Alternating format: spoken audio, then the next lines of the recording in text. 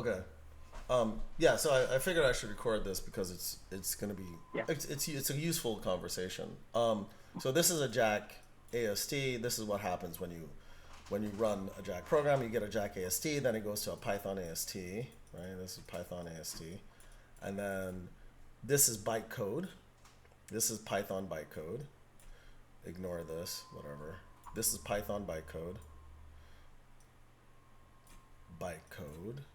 So this is Python bytecode, and what I was describing is when you actually run a Jack program, you run this Python bytecode on a VM. This is a pure Python VM. However, if you have some special functionality, like this is functionality that's outside of Python, like a walker spawn, which would not be something you can directly execute in the Python VM, you would essentially use this runtime library that is just a Python library that's attached to the VM to execute this special code, right? That goes beyond Yeah. Python's capability. Now, what we're discussing is for some of the interesting functionality in the language that goes beyond Python, we may need data structures that the Jack runtime library can see.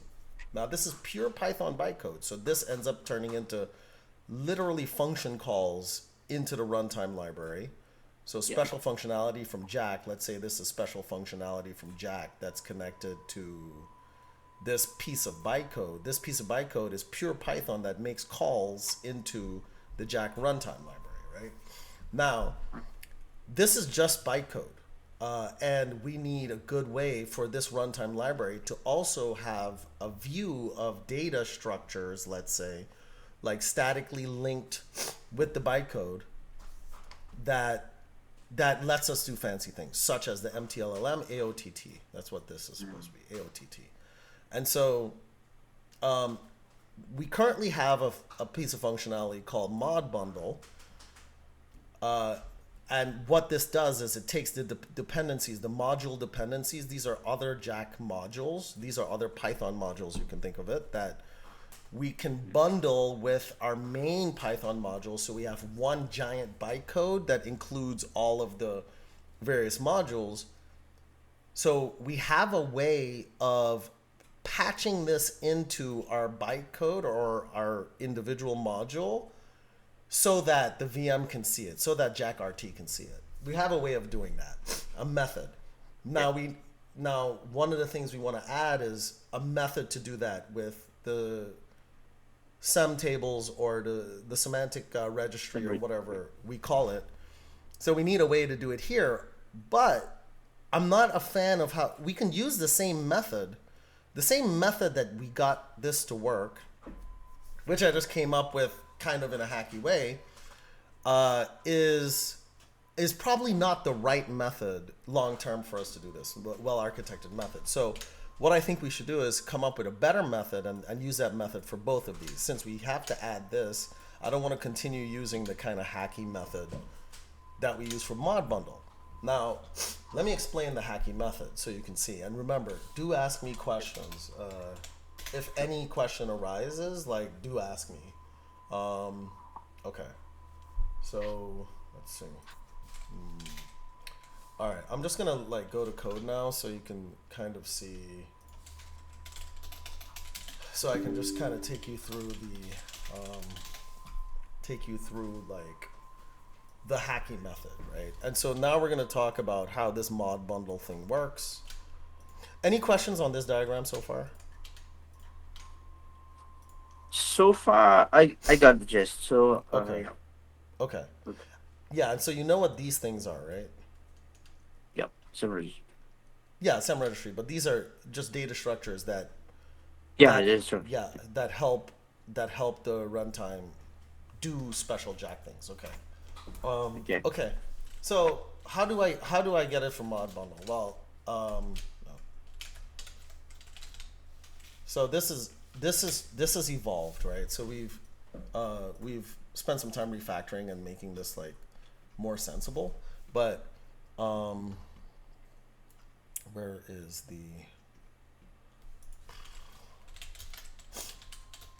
do we just call it import? Import or run import? Let's just log this module bundle. So Mm-hmm. we've created, let me see if I have a good Jack mod bundle. So here's how we put module bundles into our module. So this is good. So what this does is this function here. If you do an import of a Jack program or a Jack module, this will actually create the dynamic module that ends up going into sys.modules, right? So this is essentially doing a module load, and then we exec the module. Let me see where it shows. So this creates it, and it creates it in a place where after we created, we actually execute it here, right? So first we actually create a module object. This is the dynamic object that Python is aware of and uses while running the module, and then we actually execute the module in this line of code. Now when we create the module in this importer, and remember everything that runs in Python, and by implication Jack, you do have to create a module for it, a dynamic module object. So when we create that dynamic module object, we actually create in the module's namespace, we actually create a special variable, just like you have file and name. We're also creating something called Jack mod bundle, and we set that equal to the bundle. So basically the module is linked to an object that is its bundle, right? So basically another way to draw this is really what happens is we have a module that's the static file.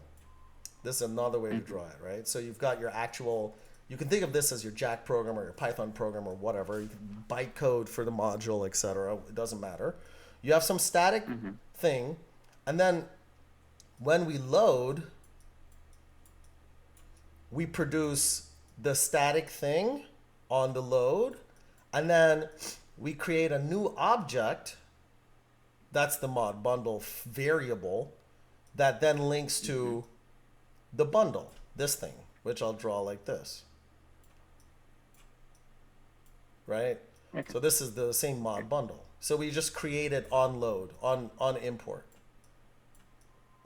right? So this works, and this can work for all the stuff we need. So that's one way to do it. Another way I'd like to So do it. Go ahead. Yeah, questions. so the mod bundle, like import the modules, and how like how does the mod bundle data structure look like? Yeah, so mod bundle is created. Let's see. So if you look at the CLI, so you're basically like, where does the mod bundle actually come from?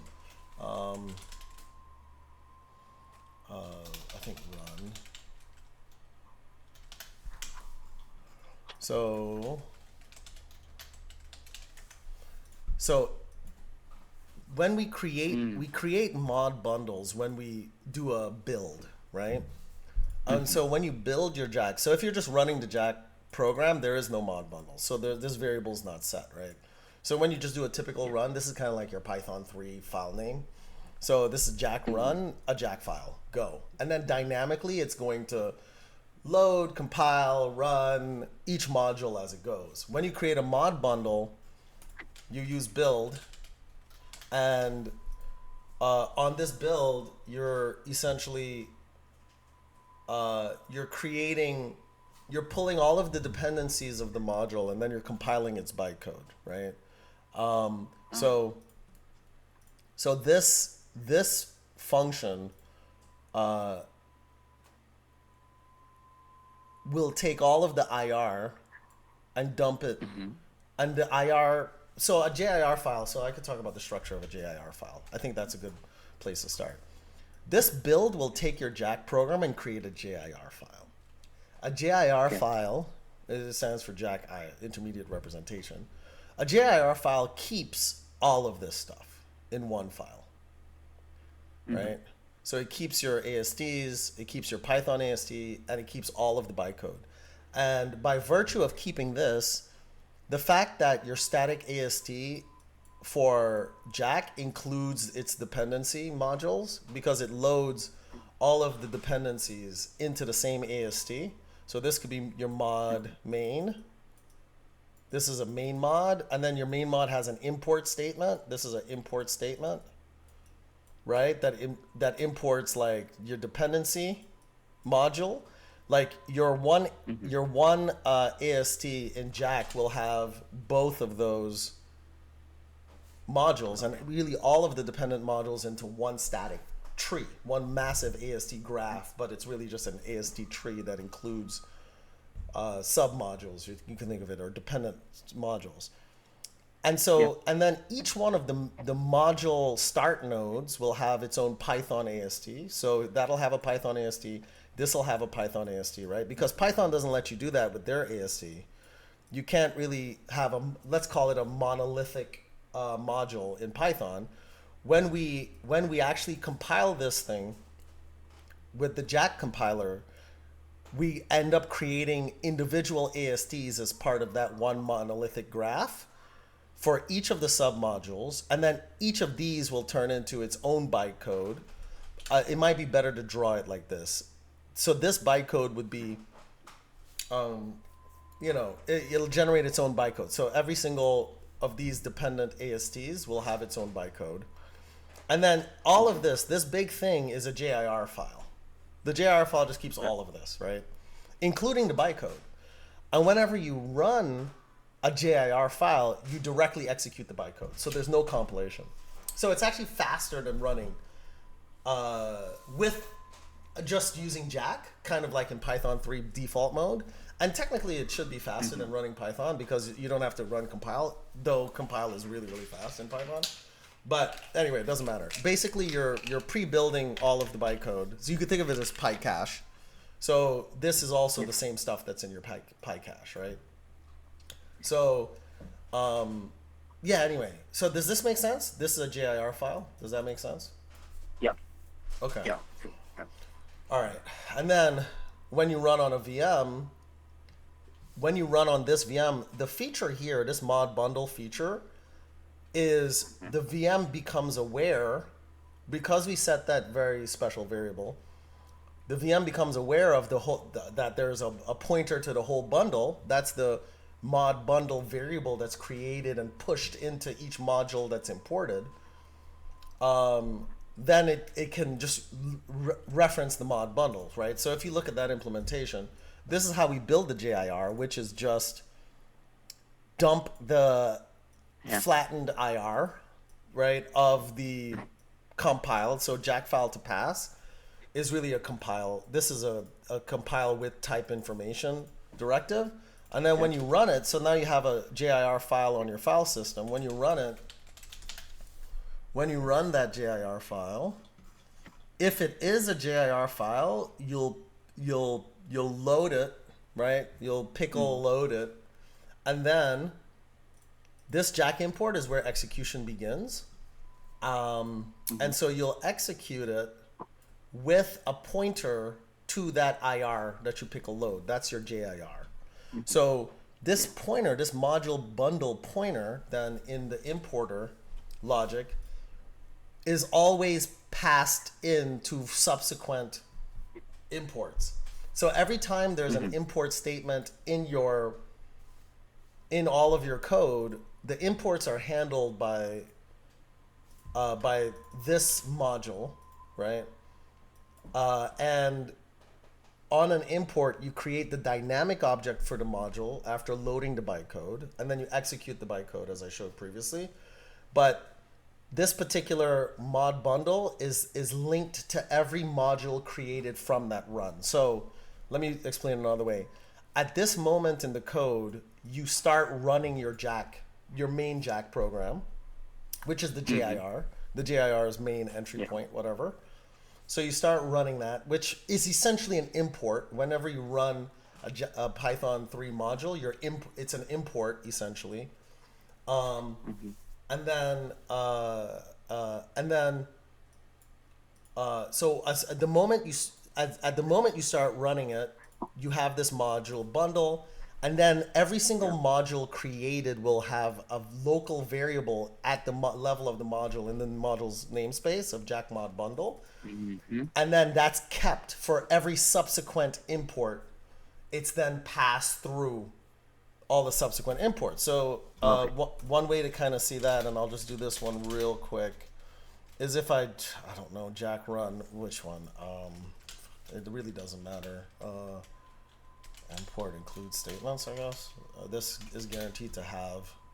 If I run this, I'm just going to show you. Well, actually, what I can do is I can print the Python kind of view of this program, which is interesting, right? So I could do Jack.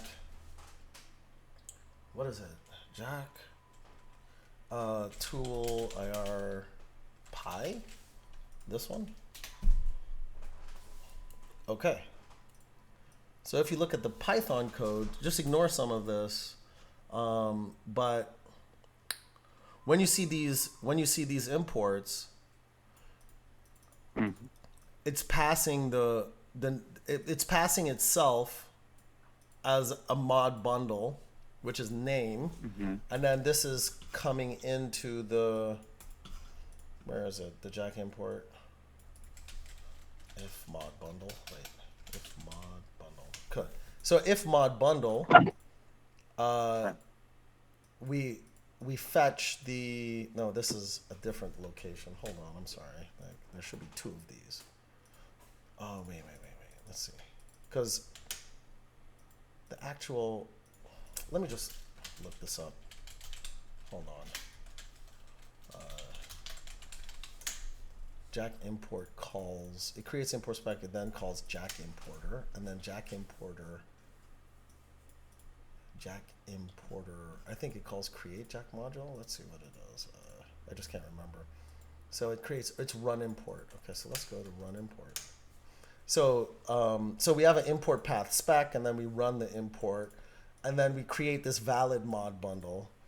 And the valid mod bundle is going to be the mod bundle name. Well, this is the module itself dot Jack mod bundle, right? So this should look familiar in that when we create the module, we inject Jack Mm-hmm. mod bundle, and here we're checking to see if there's a Jack mod bundle on subsequent imports, right? So Yeah. this is how we create it, and this is how we check for the mod bundle from the source module of the next import, if that makes sense. Anyway, Mm. if you read the code Yeah. long enough, it'll make sense. This is how we do it today. Yeah. Okay. Now I Mm-hmm. think any questions?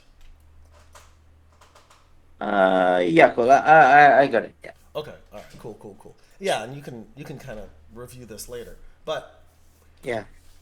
now we so this is um so this importer eventually, like, what's going to happen very soon, and maybe you can help with, what's going to happen very soon is we have this notion of a machine, of a Jack machine. Mm.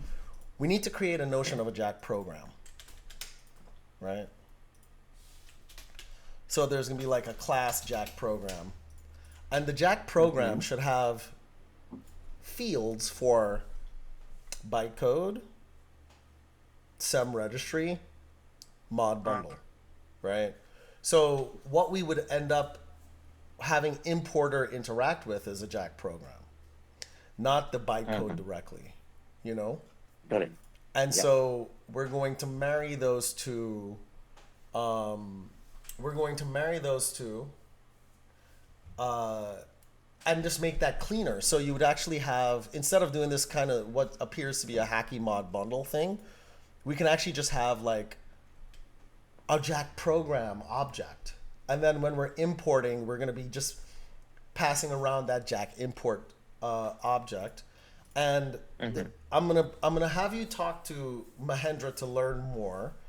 But that object could be managed much like Jack machine, which is the Jack program object can be created as an execution context variable. So I know I'm just overloading you with concepts, right? So let me see, where is that context? Yeah. So there's this execution context variable. This is Mm-hmm. this is actually this holds our Jack machine. Now Jack machine is it's a very simple. This is a very simple. It's very simple right now. Okay. It maintains state that should be maintained for the duration of your execution of the whole module. So you usually start with a main module, right? Underscore underscore main underscore underscore. Like in a typical Mm-hmm. execution of a Python program, you start with that main underscore underscore main module, and then you'll have a whole bunch of dependent modules that are then loaded and executed and used right throughout an execution of a program. Mm-hmm. So the Jack machine is designed to maintain state that should live through that entire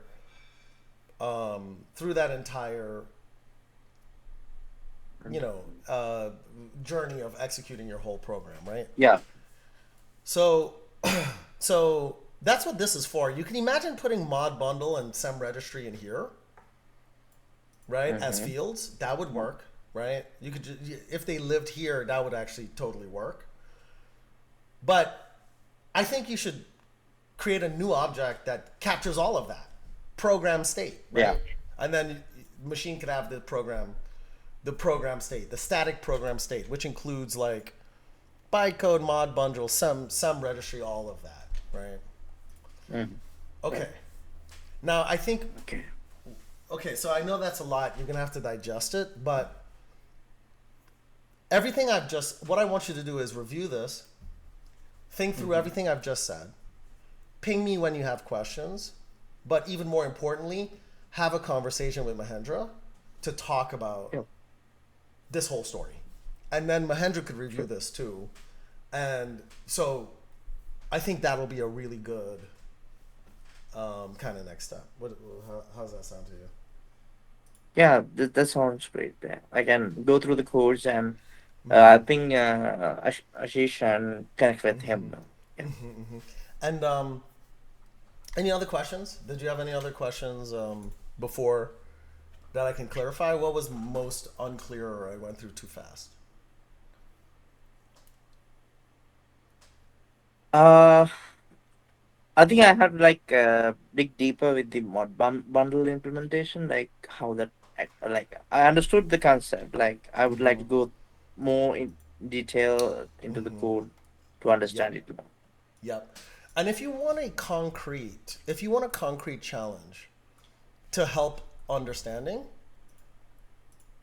perhaps Mhm. you could simply move this mod bundle logic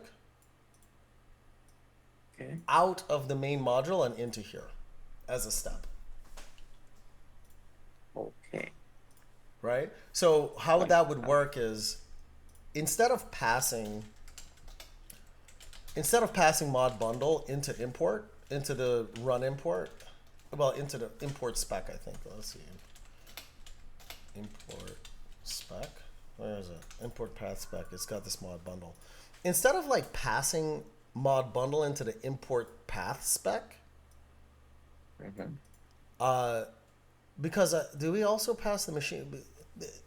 Mod bundle can live inside of the machine here. And so when that Yeah. machine is created, I think it's important to look at when we create that machine. When do we create it? I think it's in the CLI.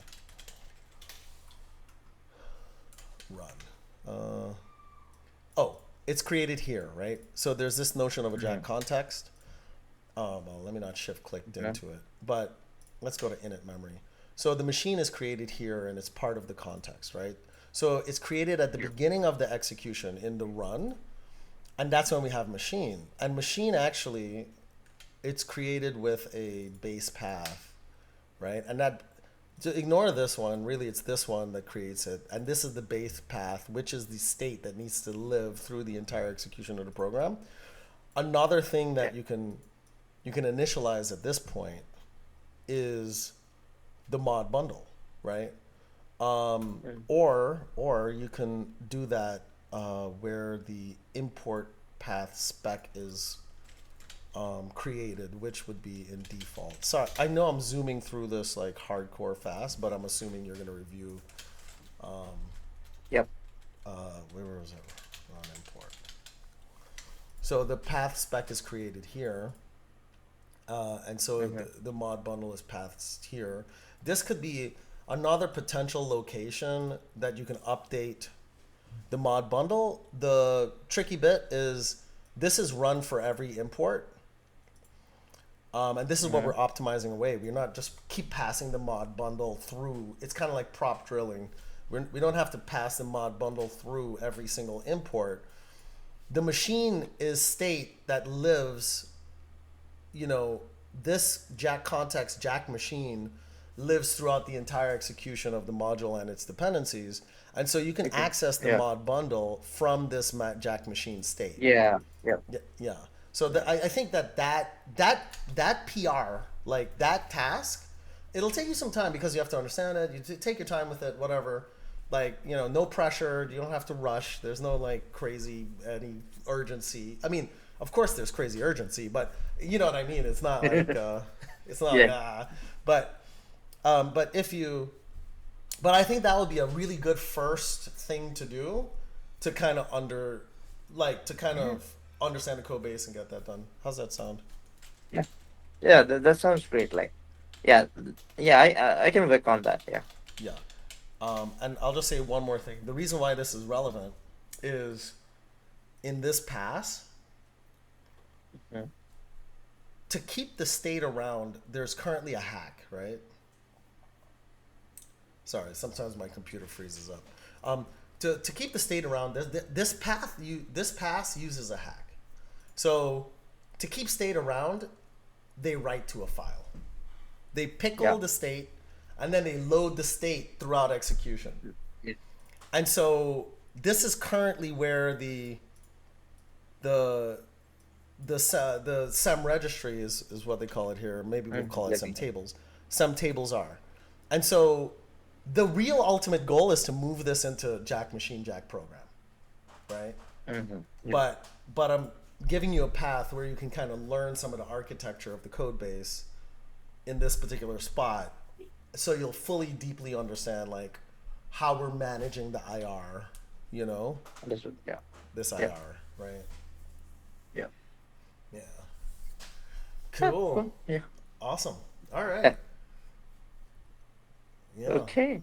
Any Yeah. you Yeah. want to I'll take it start from on. I'll there? start on this. Yeah. Okay, cool, cool, Yeah. cool. And yeah, keep me posted. Ask me questions along the way, and happy to help. This should be a fun one. This should be a fun project. Yeah. Yeah. Awesome. Cool. Okay. Awesome. All right, man. Yeah, we'll talk soon. One thing, Jason. Yeah. I